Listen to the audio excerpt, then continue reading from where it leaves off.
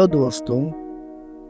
वैसे तो दिल्ली में कई हॉन्टेड जगहें हैं और मैं आज उन्हीं में से एक संजय वन की कहानी सुनाने जा रहा हूँ। वैसे तो जंगल शहर के बीचों बीच स्थित है और यहाँ कई सारे टूरिस्ट भी घूमने आते हैं, मगर यहाँ सूरज अस्त होने के बाद प्रवेश वर्जित है। कुछ लोगों का मानना है कि यहाँ आत्माएं शाम होते ही घूमने लगती हैं। ये कहानी एक मेरे ही दोस्त की है जो कि कैब ड्राइवर है।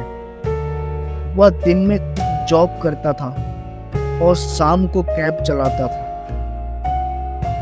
आज रात के लगभग 11 बज गए।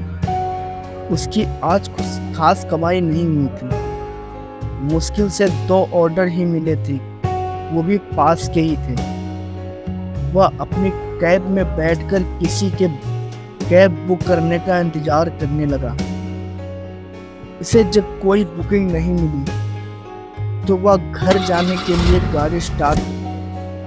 तभी उसके फोन में एक नोटिफिकेशन आई। उसे एक करीब 2 किलोमीटर से एक बुकिंग आई।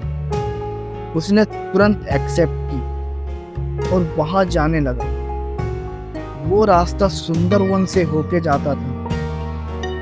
वह जल्दी पिकअप करने के लिए कैब स्पीड में चला रहा था। रात के अंधेरे में वह जंगल कुछ ज्यादा ही भयानक लग रहा था। अचानक उसने देखा जंगल में एक अजीब सी लाल रोशनी आ रही है। वह काफी हैरान हुआ क्योंकि वो जंगल पूरा सुनसान था। उसे डर लगने लगा। अपने डर को खत्म करने के लिए उसने अपने गाड़ी का रेडियो ऑन किया। पहले तो उसका रेडियो सही चला, लेकिन थोड़ी देर में ही उसका सिग्नल कटने लगा। उसको काफी हैरानी हुई क्योंकि वहां उसे कभी भी ऐसी परेशानी नहीं हुई थी। उसने सारे चैनल बदले पर सब पर एक जैसी ही आवाज फंसने की धुन सुनाई दे रही थी। पहले तो उसे सिर्फ आवाज आ रही थी, पर धीरे धीरे उसमें से एक लड़की की आवाज आने लगी। आवाज कुछ खास समझ नहीं आ रही थी। उसने रेडियो बंद कर दिया। उसे फिर वही लाल रोशनी दिखी। वह उसे ही देख रहा था, पर जैसे ही उसने सामने देखा उसे दिखा कि एक ट्रैफिक पुलिस वाला रोड के बीचों बीच खड़ा है। गाड़ी की स्पीड ज्यादा थी। उसने ब्रेक लगाई, पर तब तक वह उस पुलिस वाले के आर पार हो चुकी थी। उसने मुश्किल से गाड़ी कंट्रोल की और गाड़ी से उतरकर पीछे देखा, पर पीछे का रास्ता तो पूरा सुनसान था। वहां कोई पुलिस वाला नहीं था। वह काफी डर गया और अपनी गाड़ी में बैठ गया।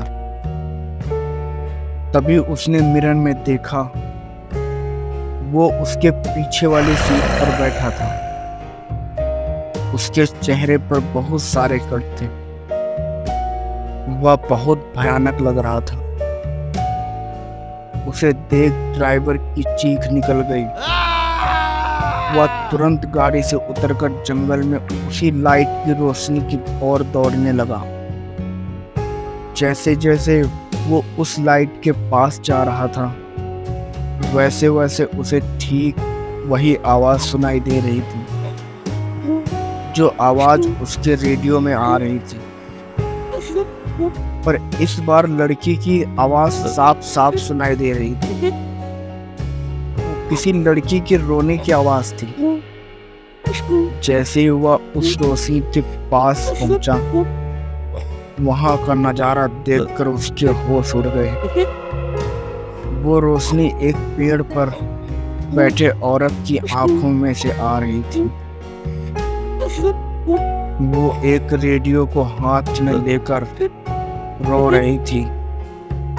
पहले तो उसने सोचा वह धीरे से निकल जाए, पर जैसे ही उसने अपने पैर पीछे किया, उसका पैर एक की टहनी पर पड़ गया। उसके टूटने की आवाज जंगल में गूंज गई। उस औरत ने जैसे ही चेहरा ऊपर किया, ड्राइवर की होश उड़ गया। औरत डरावने तरीके से उसके ऊपर झपट पड़ी।